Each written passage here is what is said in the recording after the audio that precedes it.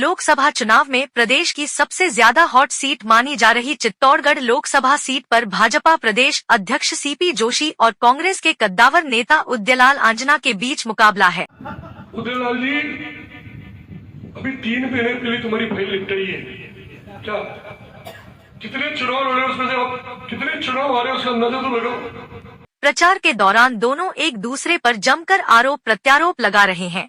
ऐसे में चुनाव के असल मुद्दे गुड़ हो रहे हैं। आंजना के राम मंदिर निर्माण को लेकर दिए गए बयान को भी लेकर राजनीति तेज है। मोदी जी ने राम जी को पैदा किया हो या हिंदुस्तान में वैसी बातें कर रहे हैं। वहीं प्रधानमंत्री नरेंद्र मोदी, विधायक श्री चंद्र कृपलानी आदि के विषय में भी आंजना द्वारा विवादित बातें कही गई तो कृपलानी ने आंजना को सूमो पहलवान बता दिया। चुनावी नोक-झोंक का यह दौर मतदान तक चलता रहेगा। तो जरूर सिफारिश करूंगा भाई श्रीचंद की कि इनको मंत्री बना देने, पागल होके घूमेगा भैया मेरा।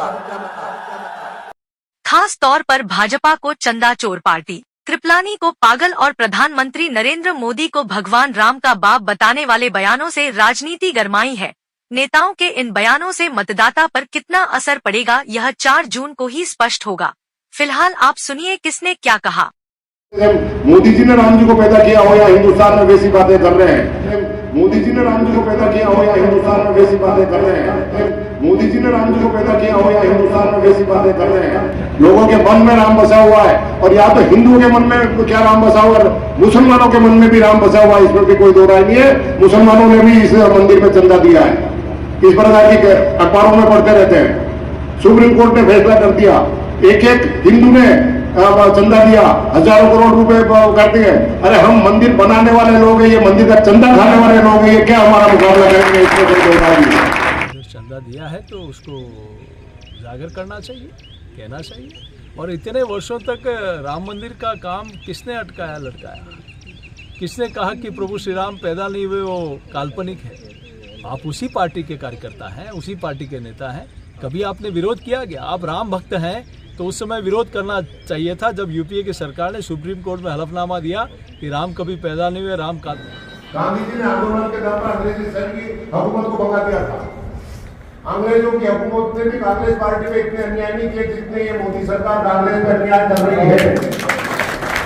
मीडिया तो इतना डरा हुआ है, बेचारा एक रवीश कुमार बोलता था जो इसका भी चैनल खरीदते, वो अभी लंदन बैठ करके भी चला रहा है। उस रवीश कुमार के अगर वीडियो आप सुन लो तो रोकते खड़े हो जाए, जितना धांधली मचा रखी है पूरे हिंदुस्तान में इन लोगों ने। उन्होंने काम किया। ये जातिवादी, क्षेत्रवाद, आतंकवाद, ये इतने वर्षों तक कांग्रेस ने पन पाया। ये इनकी डीएनए में है। भारतीय जनता पार्टी ने और नरेंद्र मोदी जी ने भी 140 करोड़ लोगों का अपना परिवार माना है। मंदिर की ईंटें कहाँ गई? मंदिर का इतना धन आया जो कहाँ गया? क्यों धर्माचार्य और हमारे शंकराचार्य मंदिर के उद्घाटन में नहीं आए? क्यों अधूरे मंदिर का आप उद्घाटन कर रहे हैं? वो कर दिया क्योंकि लोकसभा चुनाव पहले आ रहे थे, अंदर किसी को नहीं आने दिया। अडवाणी सरी के आदमी को तो नूता दे के बोल दिया बेचारे को कि तुम्हारी उम्र वर्ष में नहीं है, इसलिए आप वही घर पे रहना, वीडियो देख लेना। जो अपने घर के आदमी का इतना अपमान करे, वो सोनिया गांधी को नोता देके, कांग्रेस मल्लिकार्जुन खड़गे को नोता देके बोलते हैं कि हमने निमंत्रण डुबा दिया।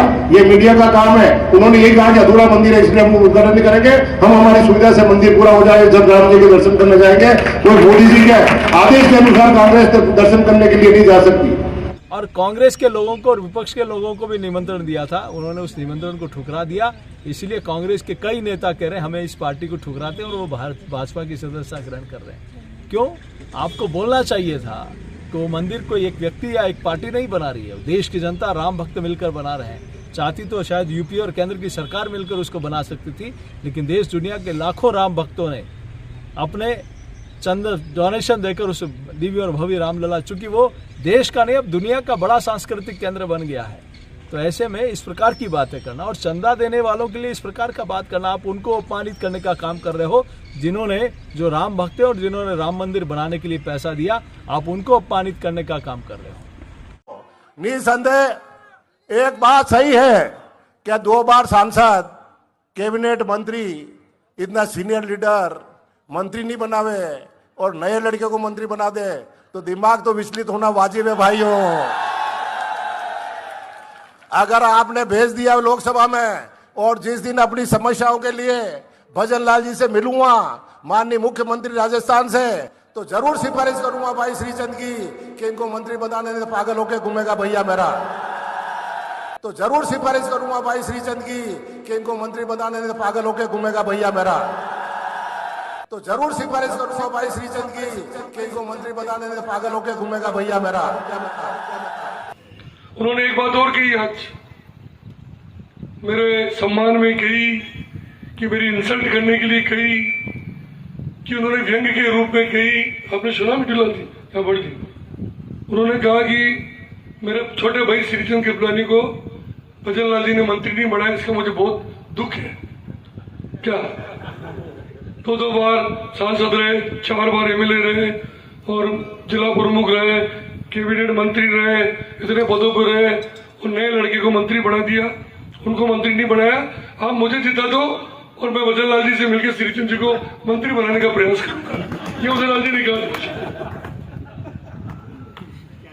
है, आज कहा उन्होंने। मैं क्या कहूं उसके बारे में, मेरे समझ में नहीं आ रहा। उदय लाल जी अभी 3 महीने पहले तुम्हारी फाइल निपटाई है। क्या कितने चुनाव लड़े उसमें से आप कितने चुनाव आ रहे हैं उसका अंदाजा तो लगाओ। उदय लाल जी अभी 3 महीने पहले तुम्हारी फाइल निपटाई है।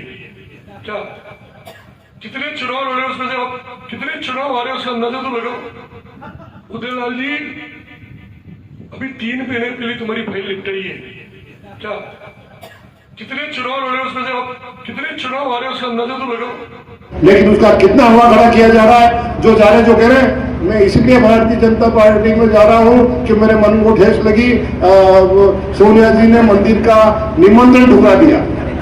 नाचन जानू आंगन टेढ़ा, मुझे प्रतिपक्ष का नेता नहीं बनाया, इसलिए मैं भारतीय जनता पार्टी में जा रहा हूं। जब कैबिनेट मंत्री बनाया और सिंचाई मंत्री बने, जब जो कुछ किया उसके डर से तो नहीं गए कहीं। और आप ही के पार्टी के लोग इसीलिए कांग्रेस पार्टी छोड़कर भाजपा की सदस्यता ले रहे हैं कि 14 वर्षों के वनवास के बाद जब प्रभु श्री राम अयोध्या जी आए थे तो पूरे देश ने दिवाली मनाई, और 500 वर्षों के बाद जब आदरणीय मोदी जी के और सबके प्रयासों से, देश की जनता के प्रयासों से, हमारे ऋषियों के प्रयासों से आज अयोध्या में दिव्य और भव्य रामलला का मंदिर बना। तो 22 तारीख को पूरी दुनिया ने दिवाली मनाई थी। किया है, मुझे मेरे कार्यकर्ताओं पे पूर्ण भरोसा है। ये ताकत के साथ परसेंटेज भी बढ़ाएंगे और इस विधानसभा क्षेत्र से अच्छे वोटों से जीत के जाएंगे। लोगों ने ठान लिए कि हम विधानसभा का बदला कब लें। 4 जून 400 पार देश की जनता ने तय कर लिया। और राजस्थान में भी 25 के 25 कमल खिलेंगे। यह अटूट विश्वास जनता का नरेंद्र मोदी जी के प्रति है और भारतीय जनता पार्टी के प्रति।